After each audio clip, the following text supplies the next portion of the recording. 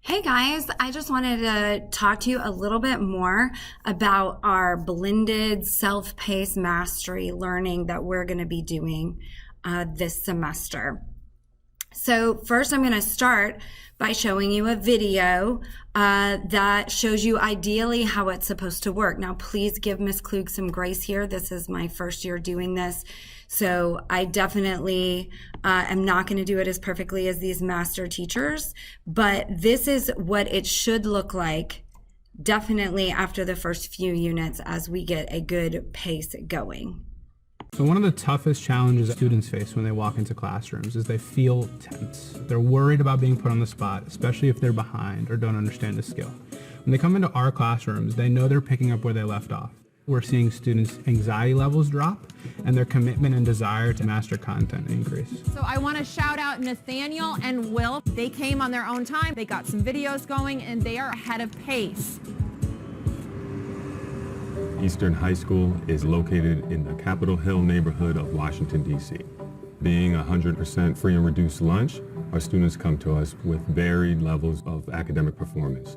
When I came to Eastern, I was sort of shocked with how broad the variety of learning levels was. We have students who have experienced a ton of trauma, who are behind on certain skill sets, are ahead in certain skill sets, have different subsets of experience when they go home. I quickly found out that my traditional model of teaching was not actually effective. So at that time, I realized I needed to make a shift, and I wanted to start by getting rid of the lecture at the beginning of my class. I'm gonna get started today with revision. So Santana and Jamie, just see me in the back real quick. The instructional model that I started implementing, there are three components: blended learning, self-paced structure, and mastery-based grading. What you would see today is really a controlled chaos environment. You have some students starting a new lesson, watching an instructional video, taking their guided notes. You have other kids working on actual lesson assignments, collaborating on whiteboards, really problem solving. And then you'll see other students working on exit tickets to achieve mastery. I like Mr. Furr's class because it teaches you independence. For every lesson, we start off with a video, and then during the video, we have to take notes.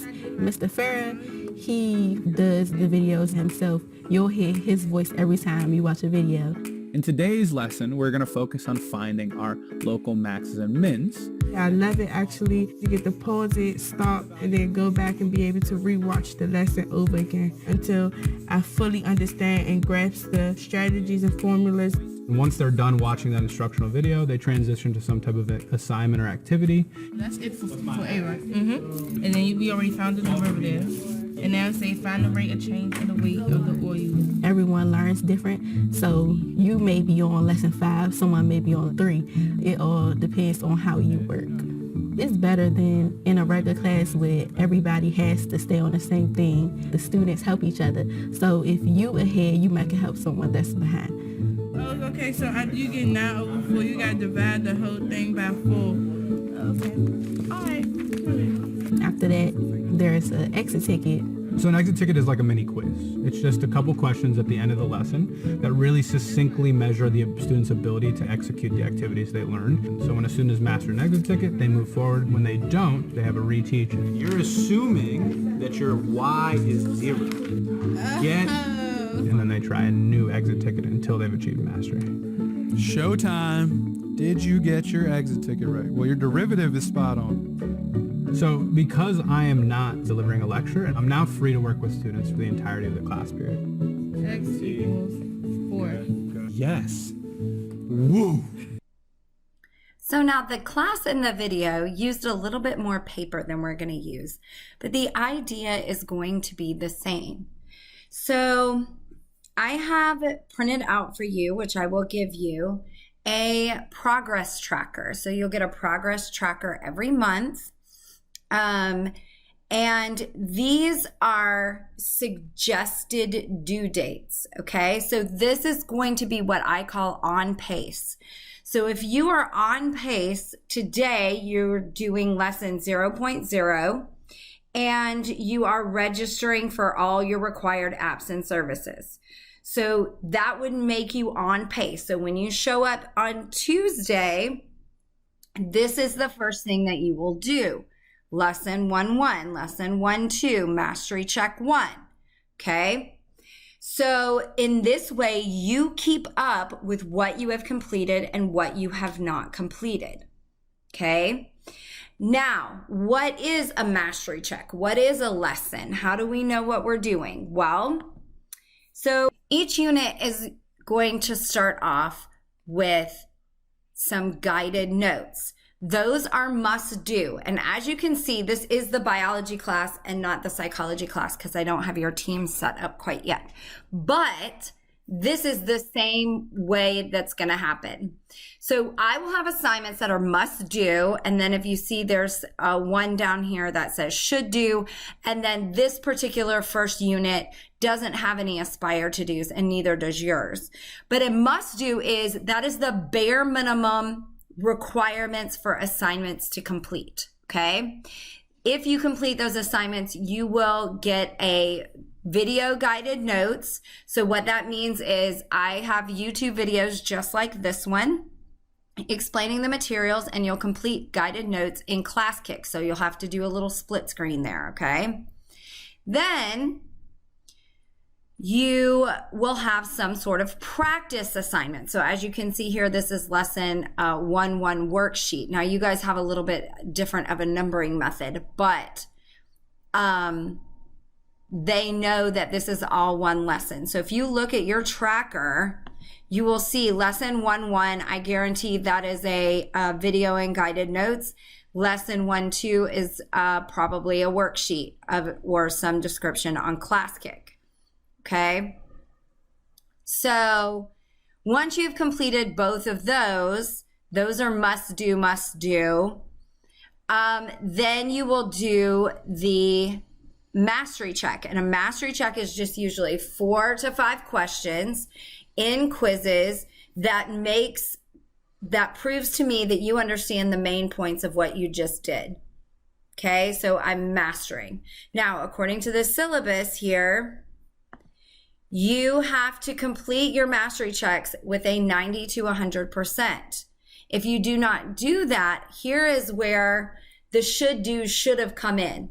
So must do's are the bare minimum. Should do's are going to reinforce further. So if you don't understand something, doing a should do will be very beneficial to you.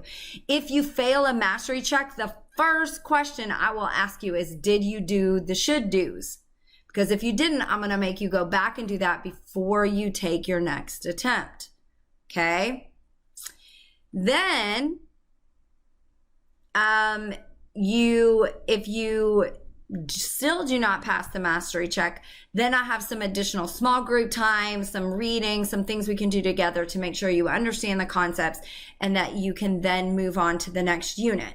Once you have completed your mastery check, you would move on. Like here on Wednesday, you should be in lesson 2, 2.1, 2.2, 2.3, 2.4, and 2.5.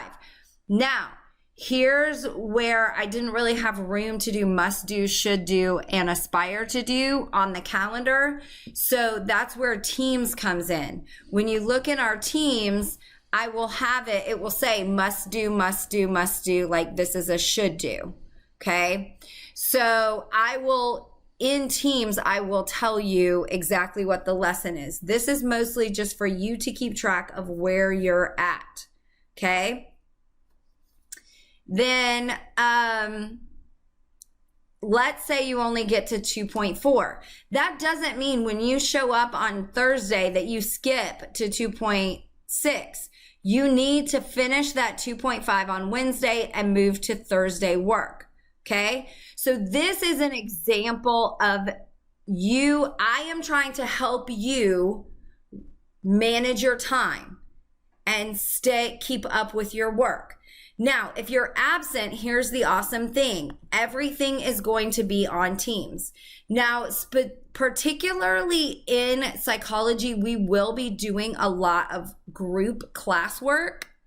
So you definitely don't want to be absent, but the group and classwork is not a must do, right? So it's just going to be scored as a should do or an aspire to do.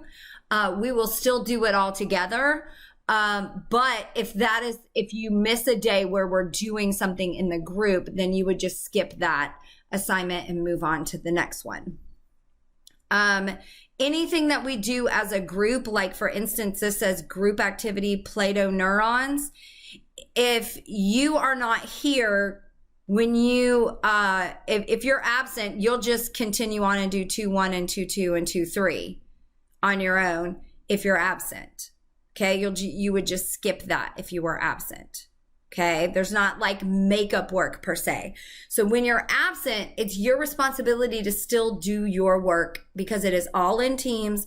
And other than the group work, it is all online. All the mastery checks and all of the unit tests are on quizzes. Everything is online.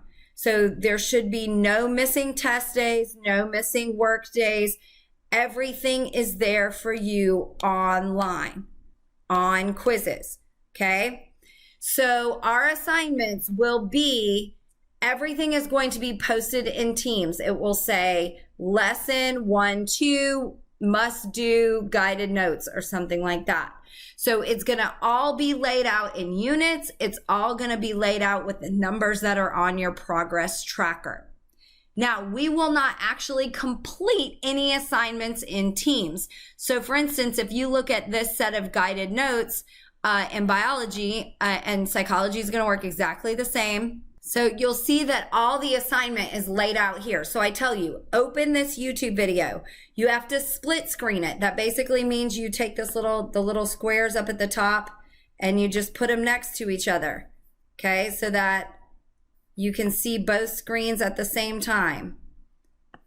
So I'll just put this over here. Then I can see this one at the same time. So I can watch a video over here and I can take notes in ClassKick. So see, all of the notes are in ClassKick. We're not actually doing anything in Teams, okay? Which also means we are not going to grade anything in Teams. All of your grades are going to be in PowerSchool. Now let's take a look at the grading. So your unit tests are going to be 40%. Your video notes, which are must-dos, or your guided notes, are going to be 10%. The rest of your must-dos, should-dos, and aspire-to-dos all together will be 10% of your grade. Class participation is going to be based on whether or not you stay on pace and meet your unit deadlines. So what do I mean by that? Well, remember, this is on pace. So if you stay on pace and turn in these assignments as noted in the pacing guide, so on the 11th, you turn in all 5 of these assignments, you get a 100. Now, technically, none of these assignments are like the hard deadline for all of your assignments in Unit 1 is the day of that you take the Unit 1 test. Now, the Unit 1 test, if you're on pace, is on Tuesday the 17th. However, I usually give you about 3 days or so to take the test. So if you got off pace somewhere, you can pick that up. So whatever day you take the test is the day that all of your unit assignments are due. Okay? If you meet that deadline, in other words, you completed all of your assignments by the day that you took the Unit 1 test, then you get a 90%. But if you don't meet any deadlines and I have to force you to take the unit test by the 19th and I say, sit down and take this unit test and you haven't done any work up until that point, or you've only done a couple of things, then you're going to end up with 70 because you didn't meet any deadlines. Okay. Now, the next unit starts over. So once the time for taking the test is over, once you've taken your unit test and you've mastered it, you have to master it, right? I am going to make you keep taking it over and over again. You have the opportunity to catch up. The most important thing is that you try to stay on pace. And if that means you have to do one assignment at home or a couple assignments at home per week to catch up, that's what you should do. Staying on pace is the best thing for you, because not only will you get your 100% for 5% of your grade, which is great, but you also won't get confused on your pacing guide because you'll be with everyone else. Okay. But I understand things happen. Sometimes things are more difficult for others. So this is why it is a move at your own pace. So if you don't stay on pace, but you still make it to the unit test, because that unit test is a hard deadline. Okay. So I will give you, for instance, on this first test, the first test is on the 17th. I'll probably give you until the 20th. You'll have to take the test on the 20th. You'll have to take the test by the 20th. That is the hard deadline to take the test. Okay? Because the other problem is if you don't have mastery and you have to keep retaking the test over and over, you're going to continue to get off pace. So it's really important that you stay on pace, especially if you think you're going to need to, if you're getting confused, if you need to redo a unit test a couple of times, that gives you a little bit of space to do that in. Okay? But as soon as you master a mastery check, like for instance, if you're on the 10th and you do the mastery check 1 and there's still like 30 minutes left in class, by all means, move on to lesson 2.1. There's nothing to say you can't work ahead. And I will also say this about working ahead. Working ahead means if there's a day that you get sick, if there's a day you're not at school, there's a day you're just not feeling it and you just can't get very much work done, then you've built yourself a little cushion. You've built yourself a little cushion, okay? So try to get ahead, stay on pace. You can always come in after school, during lunch. You can come in and try to get back on schedule, okay? Another way, if you get off pace to get back on schedule, is to only do the must-dos, okay? This is only going to work in the simpler units. As things get more complicated, you might not be able to get away with just doing the must-dos. You may need to do the should-dos to fully understand so that you can master that concept, okay? And this is going to make a lot more sense as we go on through the year. That's all I have to talk about how we're going to do our modern classroom, work toward mastery.